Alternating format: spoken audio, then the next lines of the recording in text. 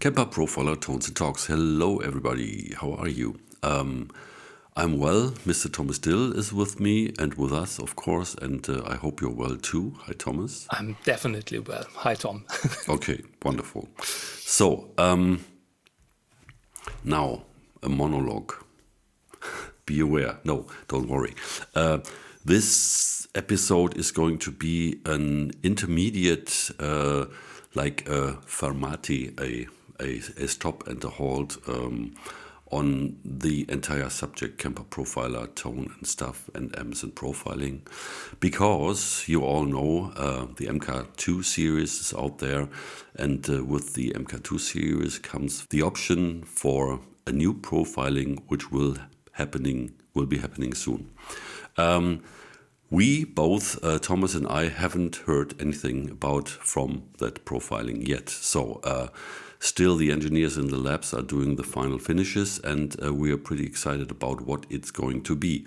But as this is going to open a new chapter in terms of amp capturing, profiling technology, and most probably quality as well, we would like to have a look and take a step back a little bit and, really, again, re-understand what the whole guitar amp thing for guitar tone is about, and how many factors will have an impact on how the guitar sounds in conjunction with an amp, because the amp is just not the only factor that's really important. And so that's maybe a good entree into this discussion. So if you think about it, Thomas, for your experience as a recording artist and also a touring musician, the electric guitar and the amp, that's the thing, but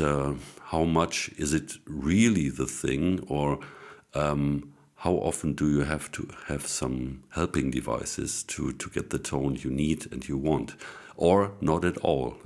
Have you ever had the experience that you just went on stage with just one amp and that was it? Not really, because I'm definitely an effects guy. So I always have some pedals, or have had some pedals on stage with me, some pedals, some effects, but in not that much use, just to have some small variations. So yes, one amp and basic sound, basic overdrive sound can be enough. It depends on which kind of music you're playing and how lazy you are. If you have 100 gigs, 100 cover band gigs, you might have just one amp and just some little setup of profiling amp or something like that. But I just saw Joe Bonamassa with Black Country Communion, some videos, not live in concert, but he takes all his stuff on stage with pedal boards and different amps and old school guitars. So it depends on how you feel and how you wish to sound like. But at the end, I think Joe Bonamassa would sound great and sound like himself if he only has his Les Paul and a deluxe reverb, for example. So yeah, sounding great and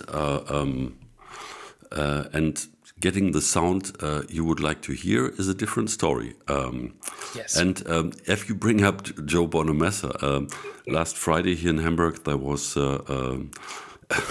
excuse me, a gathering of some industry people here around the number one guitars, and there was also one gentleman I know for a while now who's running a successful recording studio.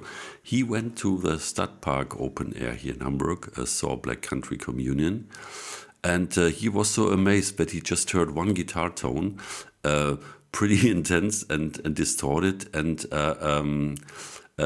was wondering always, so where is A, the variation, and B, all that stuff that's visible on stage. What is it doing? And, he's a Studio Pro guy, and he was just wondering.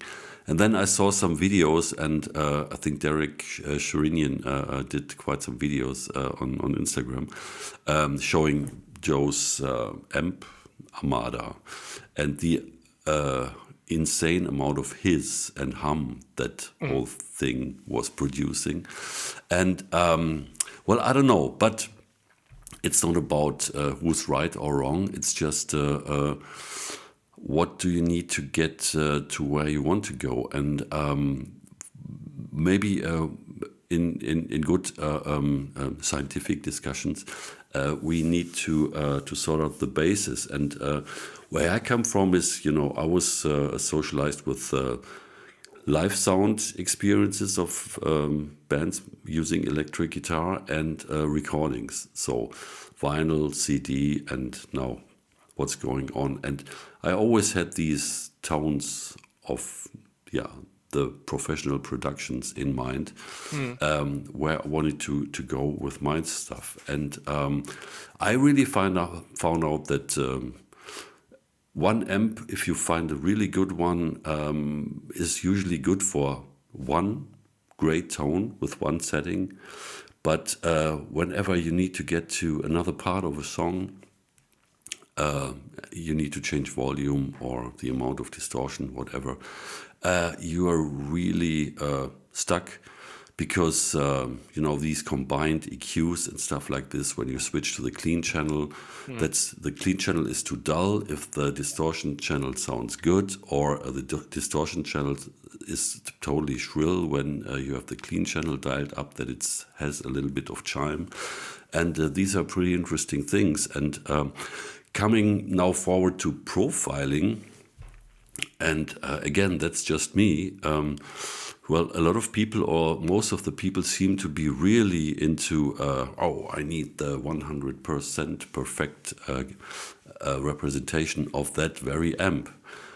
And I always ask myself, of course, that's amazing, and that's something to go for. But in the end, what does it mean for you? Because then you have that, and you have that one tone in a different way with different guitars. But where do you go from now? And then we find out what's really important after you got that perfect capture. How organic is it, and how much variety you can get with that amp. And that's a pretty interesting thing. And sometime, still, when I have conversations with guitar players, I really find it pretty interesting how many opinions and, let's say, workflows are out there regarding what's required to get a certain tone going. And so what's your go-to thing? Let's start by, what do you need? What do you play usually when you offer yourself as a guitar player with a persona as well? What kind of tones do you go for? And what's your traditional setup to get it? And of course, we know now you're using the profiler. But what components are involved in there? What kind of amp? Let's begin with the amp. What would be, or what was your favorite amp to go on stage with, for example? Oh, my favorite amp to go on stage is the Softac MiG 50. I play that a lot with a 2x12 cap with a Celestion Creamback speaker. So this is a very versatile setup. The Softac is set to clean, and I only have my pedal board in front of it. So some different drives. So it's a perfect clean pedal platform, and that works absolutely fine. It's just one channel, just one EQ setup, and I do all the EQing with the overdrive pedals. I work a lot with the volume pot on the guitar, so that means I have an Occo Diablo overdrive, which is kind of always on. And I do my clean setup when I turn with the Strat or with the Les Paul, turn the volume down, and it's fine. And that really works very great on stage. And I get some feedback from tone inches that usually say, hey, we're in a club here in Aschaffenburg. They have really much guitar players, and they always told me, hey, with that setup, you have a totally great sound. You're sounding, and this is the difference. What you need to think about. What do you hear? Are you only the guitar player who wants to get blown away from his speaker sound and from all the stuff and doesn't care about anything what comes out of the PA? So this is very important. So sometimes you have the greatest sound on stage, and this guy from the tone inch from the club here told me they sounding great on stage, super loud. Some blues guitar players, don't tell the name, and he said you can't bring them on PA because the sound is horrible then, because it's cutting too crispy sometimes. They sound good on stage, but if you have a mic in front of the amp, it needs to get a little bit lower, at a lower level, so that they can put them on the PA system. And if they have the 57 or something in front, something else, maybe a ribbon mic, which has a warm tone, but it sometimes has too much treble and all that. So you need to think about what this is, something that you said. What you like to hear, so which side you want to hear. So does it sound good from the guitar speaker? But this is not the end of the chain. So when I'm recording, I'm sitting here in my studio room, and the caps are outside in the other room. So I don't care really about the sound of the caps. I only care about the sound which comes out of my speakers or in the headphones. So this is this is the end sound. So the sound which is the the user can hear, the customer can hear. So this is different. And but also with that soft tech and the pedal board, it sounded good on PA too, and it sounds good here in the studio too. So this is one amp which is in use studio and on stage, and you see the others one behind me. The Marshall Plexi is one of my absolute favorite.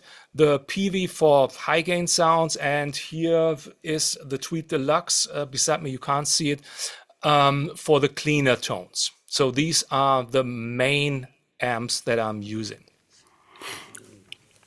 Yeah, and they, as we learned from you, also will be, the basis for your tone. How often do you record them direct with nothing else? With no pedal, with nothing. It's just a question out of interest. Yeah. No challenging question. No. I just thought should be years ago. Oh, wow. I have a huge studio pedal board here. Just it's too much, but I need these pedals for the reviews when I have overdrive pedals, just to compare. And I just built this pedal board for me to have it in the studio.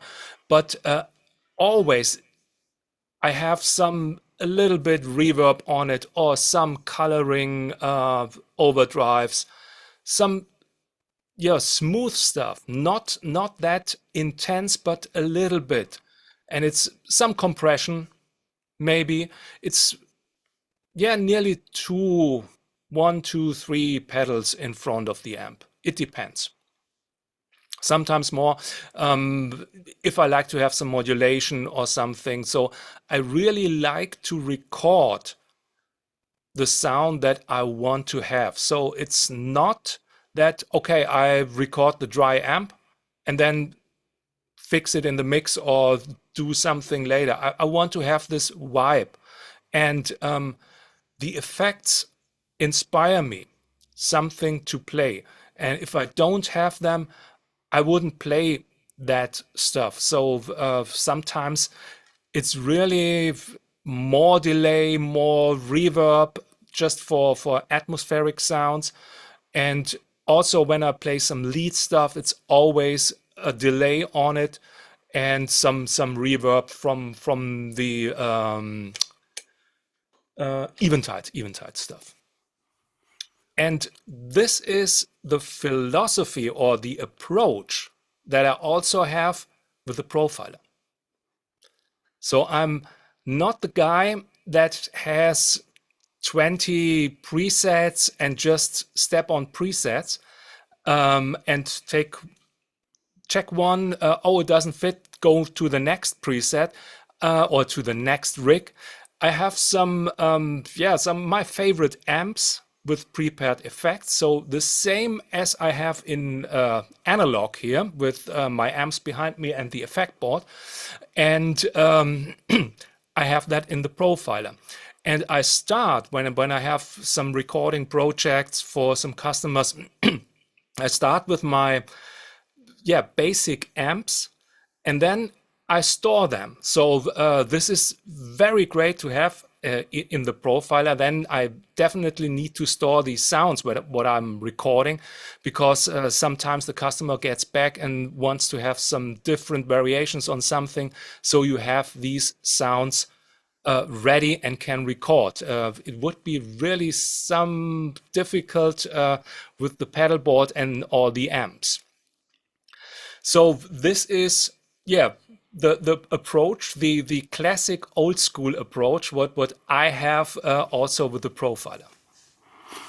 Yeah, pretty interesting. And also basically, if someone who's not in this guitar tone, guitar and pedal effects, music production, thematics, would be most probably completely confused, because it is a certain complexity there you're just explaining and talking about, because each effect changes, the tone, because there are filters in analog, phasers, flangers, anything that goes between the guitar and the amp in an analog device changes a little bit the frequency pattern, and also adding the distortion and then level and gain.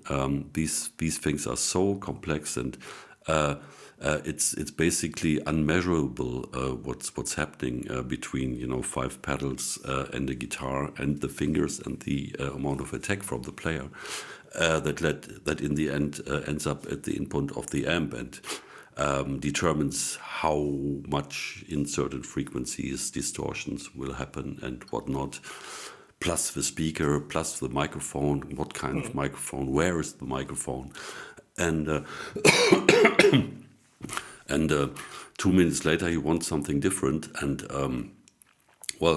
there you are. And these days we can do that with getting something different, and also we don't have to worry about volume in the end as well. In the studio, it's easy. You just record at the volume that you need for the track, and then afterwards you can mix. But on stage, it's a different beast, because adding gain on the one hand adds a significant amount of volume with some amps, up to a point where if you add more gain, it doesn't add more volume, because everything is in total saturation as well. So if you want to add then something for a solo, you're lost. So you have to come up with some different concepts for that, and that's usually a challenge with real amps. And all that changes, of course, the tone, more power to the speakers, yada yada yada. So very, very complex situation. And why I'm talking about all of this, it's just to bring a little bit across again, and a little bit more the awareness of the relevance of that one profile, because you need to be flexible. You want to change the stuff, and that's really important. And before we turn this into an endless discussion about all these complex things, let's get some practical things going. And because I've seen a little bit of your rig manager before, and on top of the list was the Softtech you talked about, for example. And I have also some things where, tone and gain staging, and getting the most out of just the most simple setup is. I prepared something to share with you if you're interested. The question is just how we should start. Maybe we start with you and your Softtech, because you talked about it already and that you use it in the studio and on stage. So maybe that's a good point to get into the practical stuff.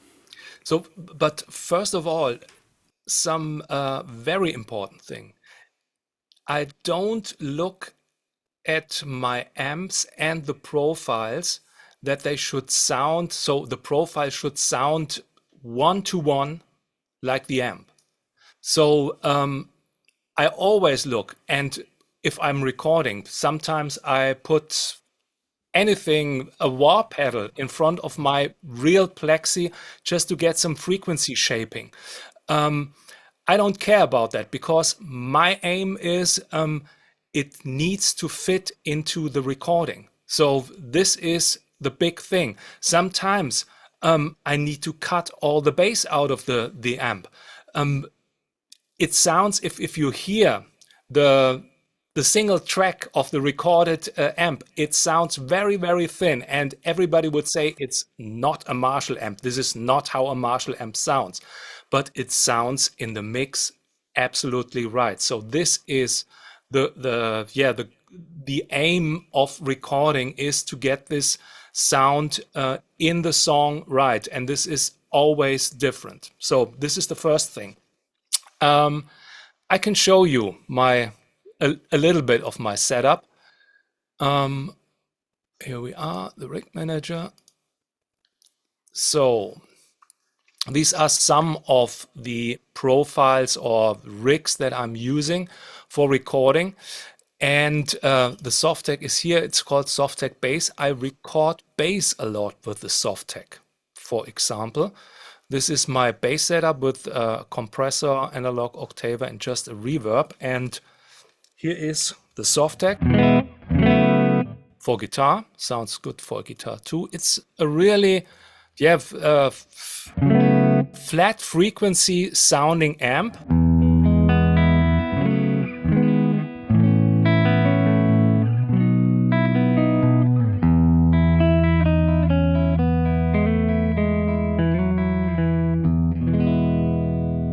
With a little bit of compression, then you can take it to some funky clean stuff, taking the presence up.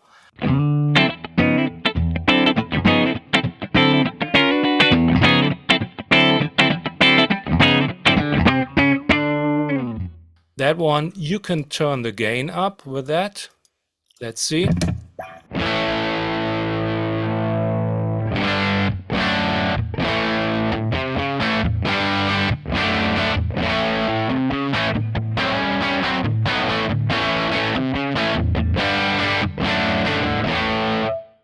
And without the compression.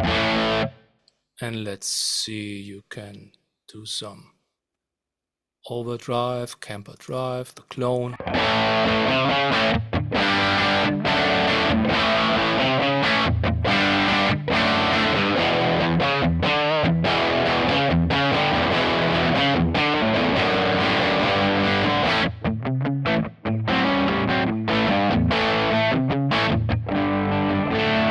It reacts great with a Kemper drive. Volume down on the guitar.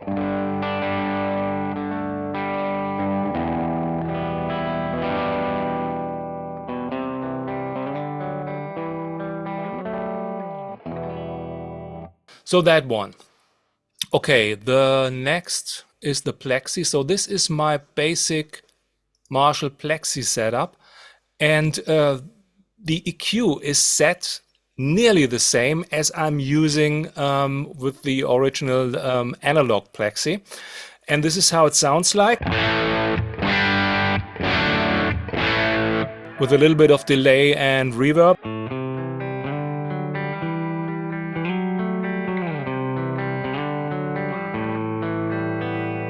So the first thing I'm looking for when I choose a different profile or rig is the basic sound. So it needs to have all the frequencies, not too much bass, not too bitey treble, and this is okay here.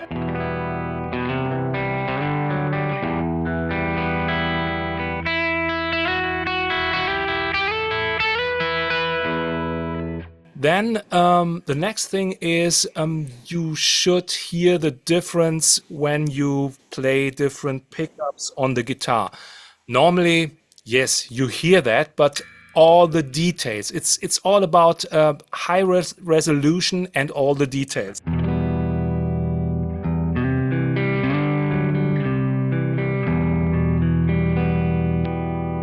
Bridge pickup.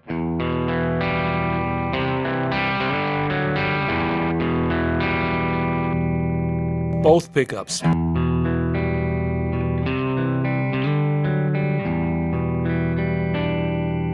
Then turning back the volume.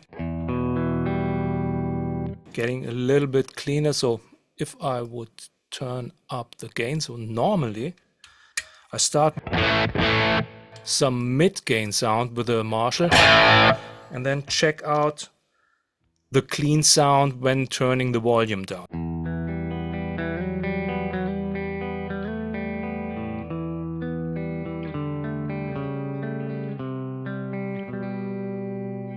Neck pickup.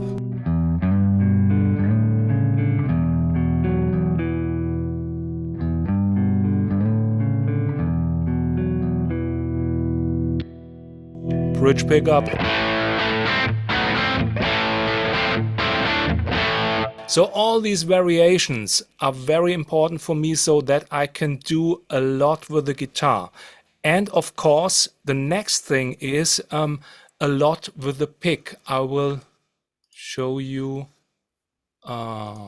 this one. Does it go? No, doesn't go. So I will stand up. So here, if I pick here,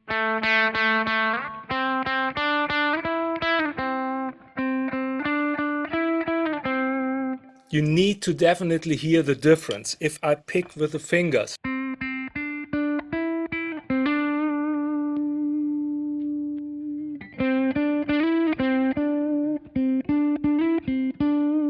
so you hear the difference. Then the next step is the nerdy stuff. My picks. I have prepared 3 different picks. The white Fender, it's I think it's a Dunlop or D'Andrea pick. A warm pick, so this one.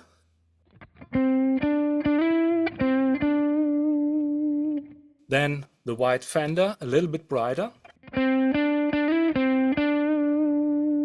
Then it's going down here. The Dunlop 73, I think, yes.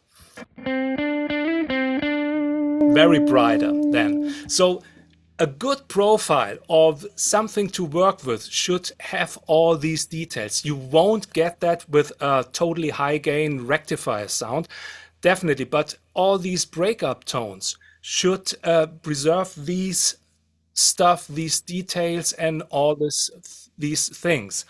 And I'm really curious about the new profiling when it comes to all these details and how they compare to this one, because I think this one is absolutely fine. These are liquid profiles, by the way. So I found that these liquid profiles are really a much higher step in to compare to the classic profiling version. And you have, and this is the thing for me, I have the really right feeling as I'm working with my amp and all that stuff when I'm doing recordings with the liquid profiled profiles of the here, which I created. So going back to the rig manager, here we are. So that's one thing. The next thing is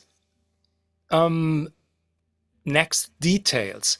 I have profiles from, here's a deluxe reverb for clean stuff.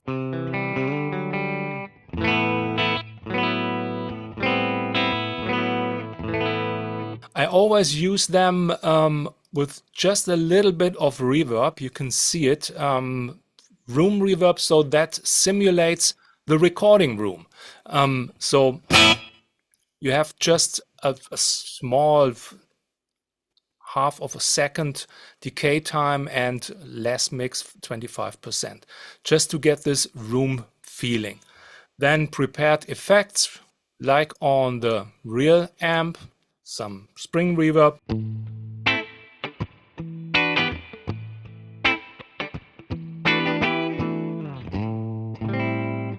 And a little bit of tremolo.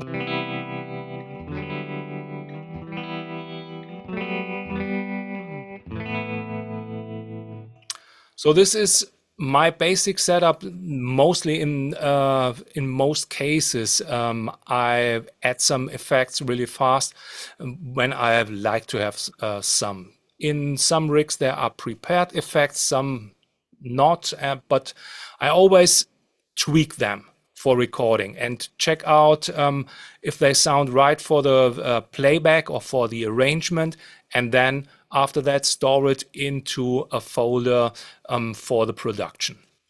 So the next thing is, which is very interesting on details, the microphone. So I have here two versions of a Tweed Deluxe. The first one is with an e-voice speaker recorded with a Royer ribbon mic.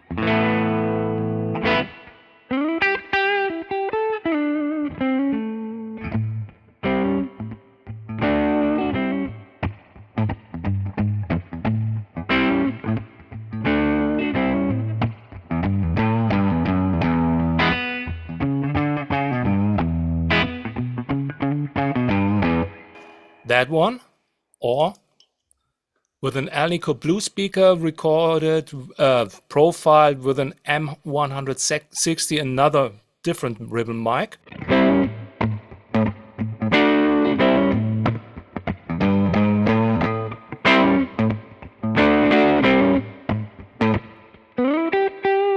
Just listen to that, these two in detail. Right. First one.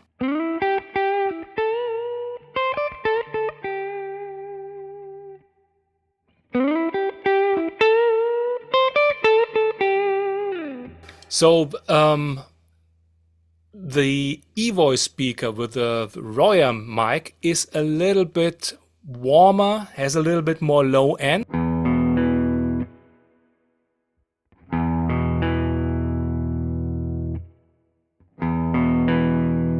And this is a bit more with a tighter low end. So it's really interesting to check out these stuff with microphones and speakers if you can. So this is something what I'm doing here with the analog amps too. So I have mic'd my caps with different microphones, 57, Royer, Neumann, and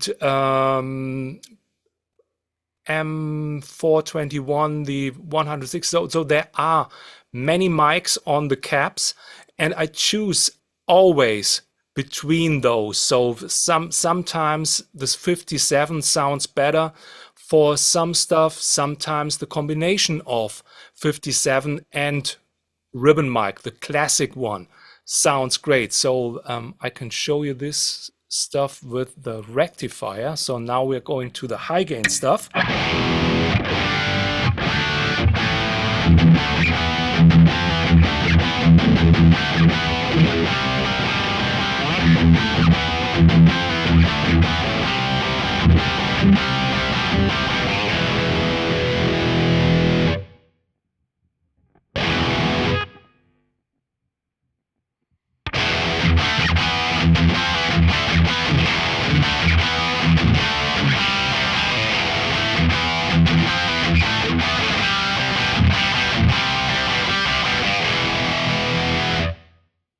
The second one, so we have same profile of a rectifier. Profiled, yeah, liquid profiling, gain at maximum, bass, middle, treble presence in the middle when it was profiled.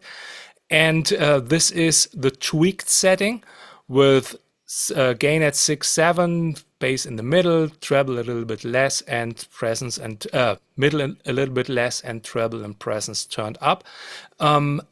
The rectifier tone stack is on that profile, and as you can see, they are really the same. So here is the first one, and this is the second one. It's the same. The only difference is the microphone. So it's a 57 with a ribbon microphone and the 57 alone. So this is something I'm doing with the analog stuff too. And this is here.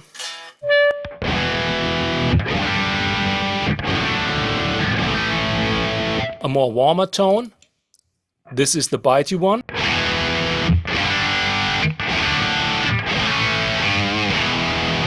Normally, you would go for the first one because it sounds better when you listen to the guitar, and it feels better, definitely. But for recording, I mostly tend to the 57 with these high gain sounds, because when you have fat drums, when you have a bass which has a little bit more mid-range, then you need these thinner guitar tones to cut through the mix. So this is really something totally different, and the guitar player would say, oh, no, no, no, no, no, I don't want my guitar sound like that. But it's the truth, and it works. So if we can compare two tracks, you will hear that it doesn't cut through the first thing. And this is something what I really go for. So starting point, okay, the profile is not that as I expect to have or expect to sound. Okay, then take another one with a different microphone, as in the old analog world. So before tweaking, sometimes I tweak with the metal EQ. We have learned all that stuff, but sometimes I just, okay, no, take the next one with a 57. And do you have some questions or something to add, Tom? No, I don't want to interrupt. I'm just wondering, so if you would have just let me think, the profiles with the fuller sounding ones, the Fender with the Royer and the non-Alnico thing, Yeah. and the rectifier with the Royer microphone as well. So if you would have just that one, would you be able to get the other one that you in this case got with different recording and microphone setup? Do you think you could get that with applying some sort of EQ? Yes. Either before and or after a combination, or because the microphone in the end here is not doing anything to the character of the distortion. No, but Because that's already done when it hits the speaker. Changing another speaker in this Alnico case, so that might have also an impact on some of the, comb filter, whatever shenanigans are going on there. But with the rectifier, it's the same speaker, just a different set of microphones. So do you think you could achieve that with an EQ, or is the fact that a ribbon microphone is a much more delicate compared to a 57, that it creates also some, interferences with the level and stuff like that, and adds some special kind of microphone diaphragm distortion as well. So we'll see if we're getting really down to. But just to add, from my experience. Oh, even add more. Okay, yeah. From my experience, you started that one. Okay, no. From my experience, it's easier to get a trebly tone, a bright tone from a ribbon microphone, but not a warm tone from an SM57. So to turn down the presence and all that stuff. I can show you, we can try it just for a second. Okay. Okay, here we are. Now, definition is at a higher level. I will turn that up. I will turn presence and treble up. Here we go.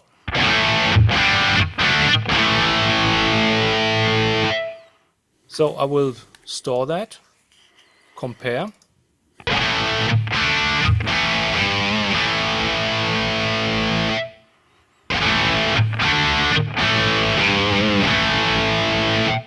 Seems to be a little bit louder, and maybe turning a little bit of bass down and a little bit presence up. Storing.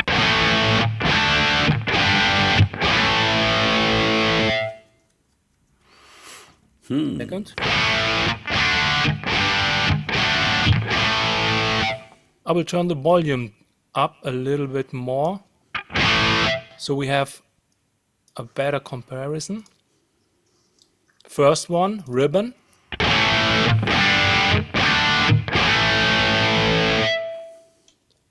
'57. So we get closer, yes, but a little bit different. So, and I think it's great to have this difference, because that is a positive thing of, yeah, a good capture, a good profile, that you hear differences on microphones, on speakers, on all that stuff. And yeah, I really like that, and I really like to have these variations, and it's easy to have these variations then. Yeah, but If you have the ability to make different profiles with different speakers and different microphones, of course. yeah, well, in this example, I wouldn't agree to begin with, but that doesn't make a difference. Well, it does make a difference, most probably, with the approach you took, because you started to change something in a different part of the chain, where basically both differences you had with the profile were both at the end of the chain, just different microphone settings. But you were changing The amp. the tone control on the amp, which has an impact on the distortion. And I think even through Zoom, I could hear that the SM50 version had a little bit more bite compared to the other version, and also this weird thing where there was some kind of low-end punch that was still there, that was then gone when you changed the Royer one. But at first glance, it would be basically the same, just cutting a little bit of the impact. So that is something that that shows how much again there, if you change something, behind and in the middle, and maybe the thing would have been to use an EQ after the Yes. microphone and do that what the mixing engineer normally would do. It's also a combination. I had the chance to have some conversation with Tue Madsen, the Danish metal producer, and he also created a profile pack. And you have a lot of stuff which sounds a little bit weird, but as he is putting these things usually together and stacking guitars, he has a well thought out plan on what's coming next. And these two rectifier things would be basically perfect for that Rammstein concept, where one version of the riff is played an octave higher with a different tone, but basically the same amp. So some difference, but not a completely different frequency situation there. So, and this shows how many things make a difference there, and what yeah happens afterwards. You get your brushes profile or the amp you can use, and things like this. And yeah, so I lost a little bit the main thread here with Wait a minute, I need to. this musing about was it correct that you changed the tone stack compared to the post EQ? No, of course. Yeah, it's also a creative choice already. And you mentioned briefly what we learned about the metal equalizer. After all these years, the realization that most part of the overdrive pedals, what's so significant and important of them is not the distortion, it's the filtering effect it has, and that's really really interesting.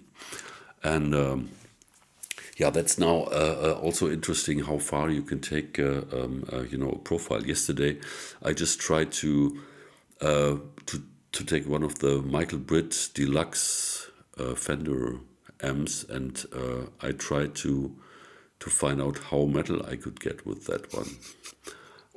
And it is possible, but you have, in the end, you end up with a certain range of frequencies, because what's really not there you can't even add in the low end with an amount of distortion and stuff like that. Then you would have to add a synthesizer. But I found it pretty interesting, because changing the drive filter before the amp made a huge difference to the character of the distortion as well.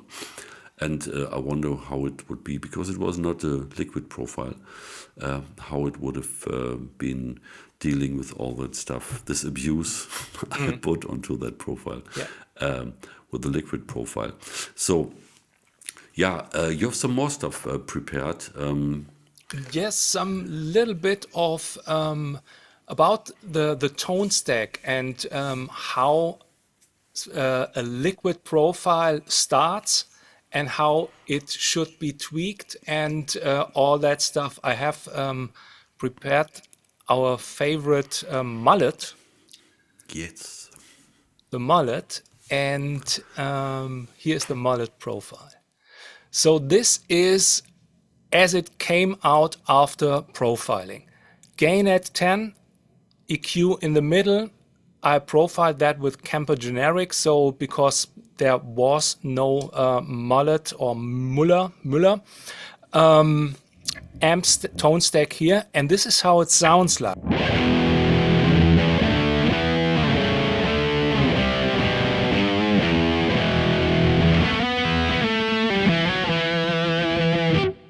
Not that good, but this is way too much. So the tweaked one is that one.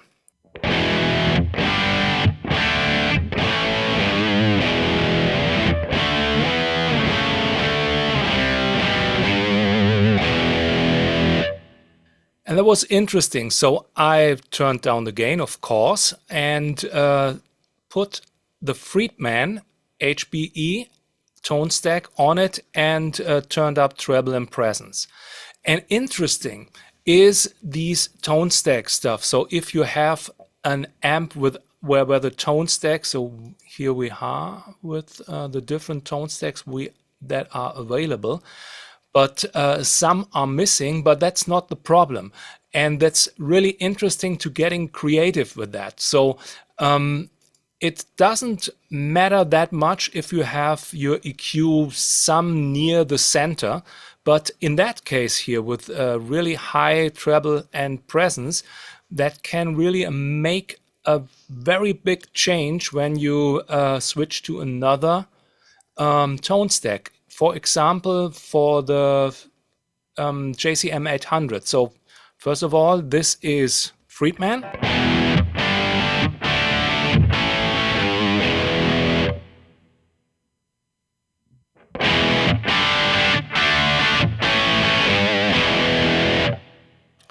Next one, plexi or voice vox. We have the cut one here.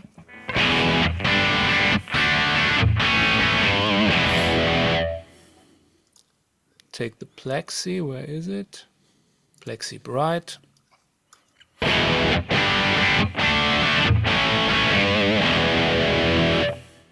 Or some Fender. The bassman. Where's the bassman? Yeah.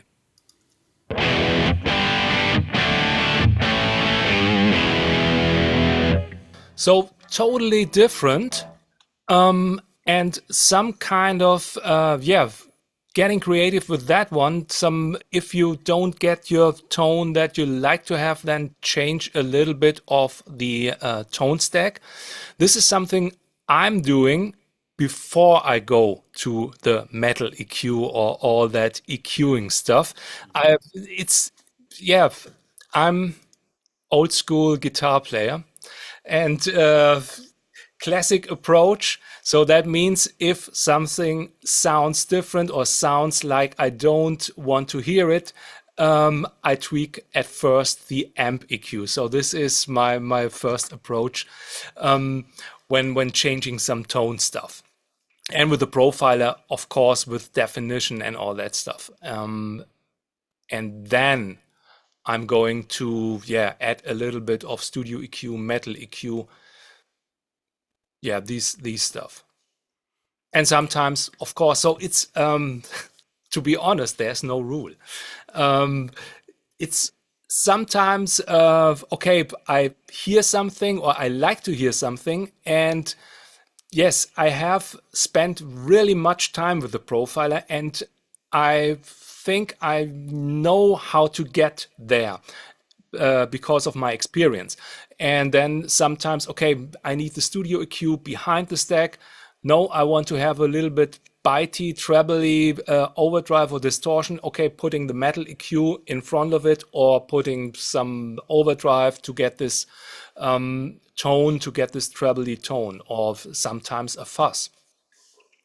So this is, yes, a little bit of trial and error, and how I feel today. what I had for breakfast. Yes, of course. And sometimes it happens that a sound you liked for days, suddenly you hear it, you grab the guitar, and something's wrong. And the next day after that, maybe it's all right again. It's a weird thing with the human mind. The inconsistency there of perception, even with the things you create yourself, is really, really weird. So maybe before we go too long, we might switch to my personal OCD stuff, if you're interested, because my thing is gain staging and frequency, and getting the most out of one tone, because that's the philosophy for me. So that would be, my tone. And the second would be, it would be easy to handle, and you wouldn't have to do a lot of stuff, switching on and off and programming to get all this. And it's a little bit of getting the best of both worlds together, analog volume pods and stuff like that, and all the digital stuff. Without that, it wouldn't be possible to go basically larger than life. And I even optimized a guitar a little bit towards that, and you might have seen that I came up with this Tillman guitar, which is there, with a Danelectro neck, because I really like the snap of the Danelectros, and I didn't like at all the low output and the weird frequency range of the lipstick pickups. And so I made something in between, like a monster, the snap of the Danelectro, but the utmost power of humbucking pickups. And that's it. Well, that's just the latest one.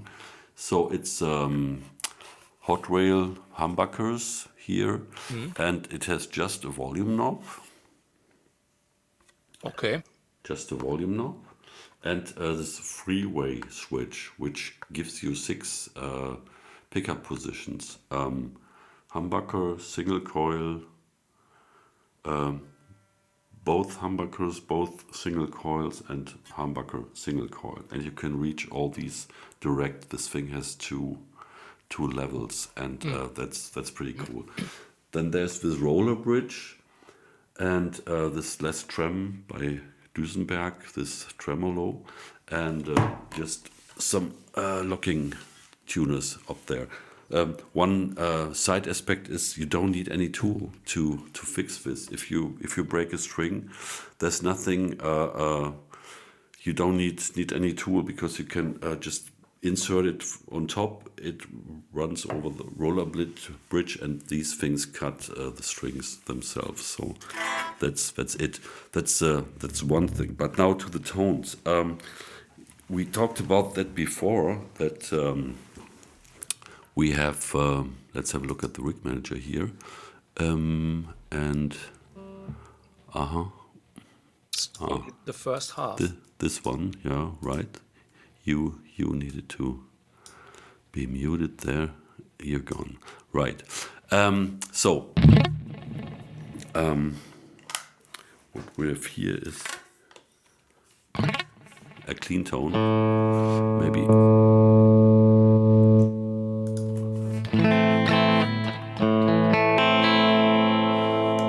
That's the. Let's move the pickup. That's a little bit. So that's the bridge. That's the single coil pickup. That's the neck single coil. Humbucker bridge neck. And the humbucker on the bridge.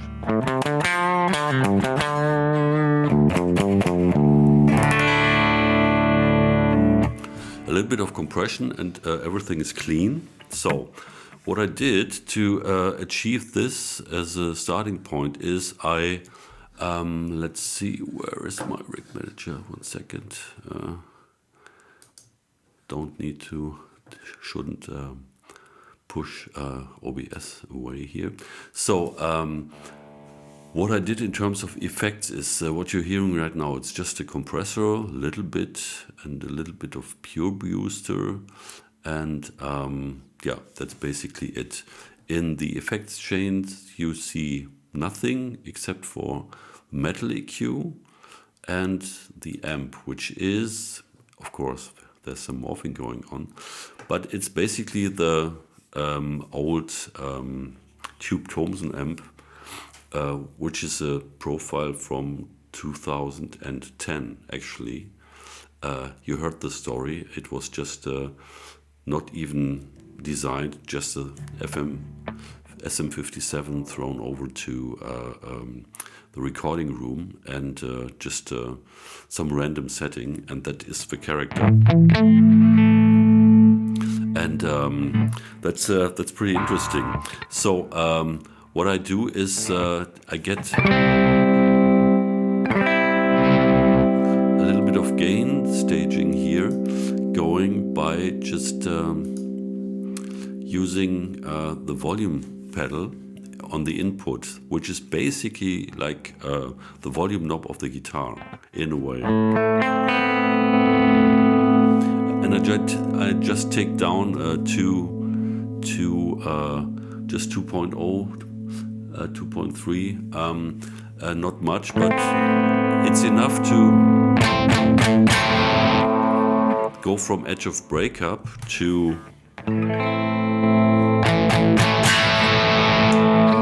a little bit.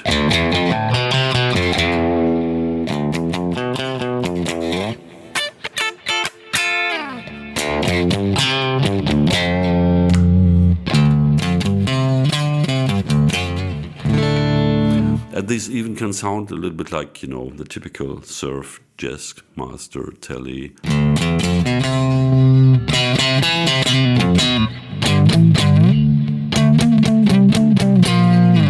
You have this snappiness, and yeah, of course, then the humbucker stuff.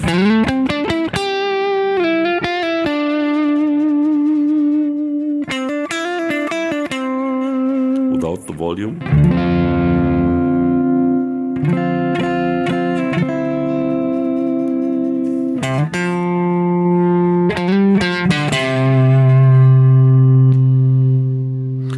And then I can still, of course, use the volume knob.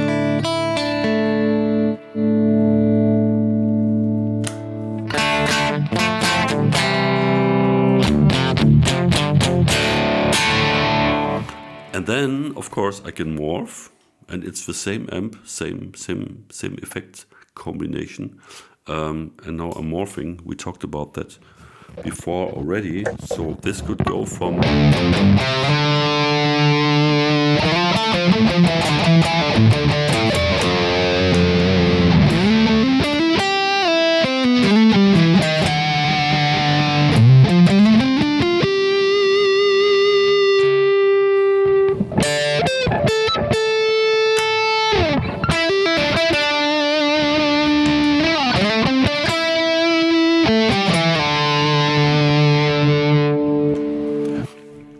and there's also, I just come back here, there's also this thing with, you know, I have the volume pedal in the front of the amp, and I have the volume control of the guitar, and of course I have the morphing, just cranking up some things, and what's important, I just lowered the treble amount of the guitar with the metal equalizer. So this is just as a demonstration for how much you can do with just you know, level, going from really low, if you have a nice amp with a very quiet input, from really low to ultra distortion, by just you know, working with the levels, and also controlling the frequency response, because the more the amp distorts, the more treble you would add to this. If there's, you know, there's the bright cap stuff at a certain point, that's important. That's also reflected by the liquid profiling as well. But it's always better to control this yourself. What you would have done with pedals, for example, to tighten up also the high gain stuff. But that's the thing that's pretty interesting, how much these basic things change the tone and the impact of what you're doing with the guitar. And this doesn't even apply the fact that, okay, there could be various microphones for the speaker setup and to even change the stuff. So that's also the thing where checking what profile is for you, to even lower the guitar level that goes into the input to start going, might even open up another dimension, because then you have more space to explore until you go to the very end in terms of level and distortion as well. So do you have a question about that? Some of the things you have heard before, but let me know. Yes. How does it sound when you have the morphing to the maximum, but turning the volume knob on the guitar down? Did you do that? I do that. I do the morphing to the max, and I have the, let's see, pedal up and.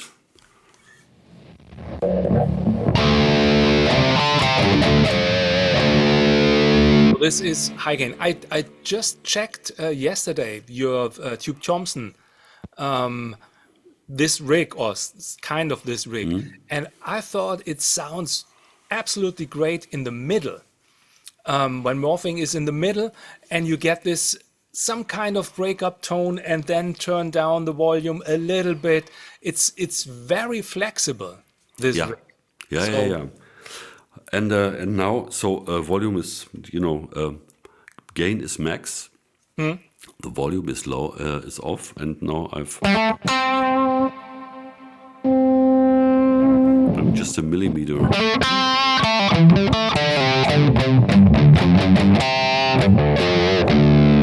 That's the humbucker, and now the single coil bridge. Funnily, with less treble impact, because there's not so much distortion happening because of the gain.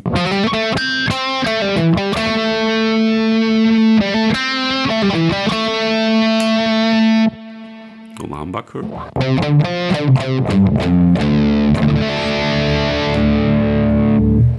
Single coil neck.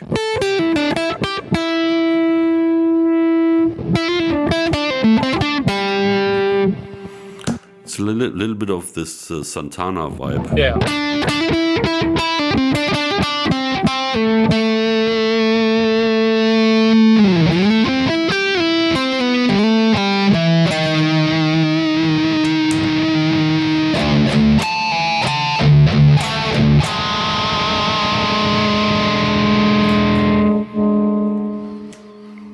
And now it's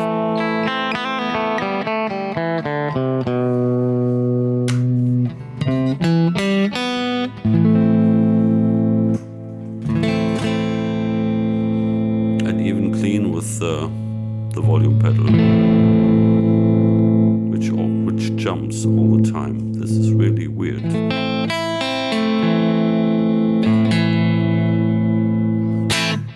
But Yeah, it's a very flexible rig for live performance. If you really like to work with your tone, work with these settings, have the time and the freedom to work with these settings, it's really nice.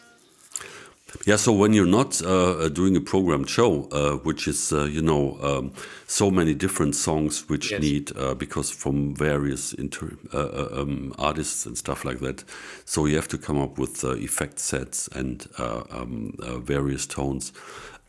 So you wouldn't get through with that. But with this, if you have